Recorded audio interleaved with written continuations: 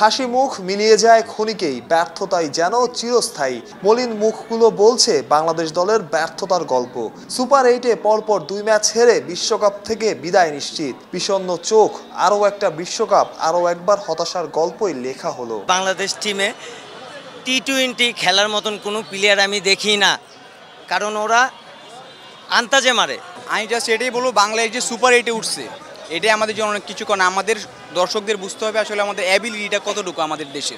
ইউএসএর সাথে সিরিজ হারার পরে আমরা যে সুপার 8-এ উঠেছি সেটাই আমার কাছে মনে হয় অনেক বড় একটা পাওয়া। তাসকিনরে বাদ দিয়ে আরেকটা ব্যাটিং বেশি নেওয়া হয়েছে, তো 9টা ব্যাটিং নেওয়ার পরেও কোন কারণে 100 স্ট্রাইক রেটে ব্যাটিং করে আমার তো মাথায় খেলে না। কারণ আপনি 9টা ব্যাটসম্যান, অবশ্যই আপনার যে জায়গায় 200 স্ট্রাইক রেটে ব্যাট করলে কিন্তু অনায়াসে ম্যাচটা আমাদের হাতে আসে। আসলে অভাবটা হচ্ছে সামর্থ্যেরও না, এক্সপেকটেশনও না। অভাবটা হচ্ছে বাংলাদেশের প্রপার ট্রেনিংটা হচ্ছে না। যেহেতু আমরা দেখলাম যে ওপেনার যারা তারা ডট খেলছে, ওভারে 6 বলে 6 রান নিতে পারতেছে না প্রথম 6 ওভারের মধ্যে।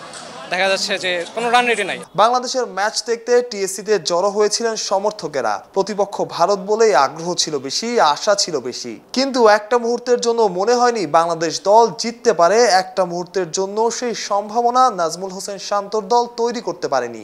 ম্যাচ শুরুর পরের সময়টা সমর্থকদের কেটেছে হতাশায়। আমরা জমা আড্ডা দেই, আমাদের আড্ডাও খুব এর থেকে মজা হবে। বাংলাদেশের খেলা দেখে যে টাইমটা ওয়েস্ট, এর থেকে আমি মনে করি আড্ডা দেওয়া খুব বেটার। বড় বড় টিমের সাথে গেলে তারা যে বলটা তারা অন্য সময় 6 মারতে পারে সেই বলে তারা আউট হচ্ছে কেন?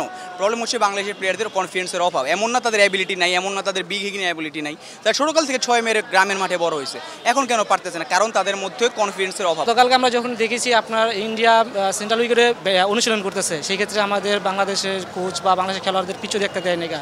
তো সেক্ষেত্রে আপনার অ্যাডভান্সটা ইন্ডিয়া বেশি পাচ্ছে। তো টসটা এখন যে কোনো সময় যেটা নিতে পারতো, ব্যাটিংটা হলে ভালোই হইতো, চাচ্ছে টার্গেটে খেলার জন্য, তার জন্য হয়তো টসে জিতে ফিল্ডিং নিছে বাংলাদেশ।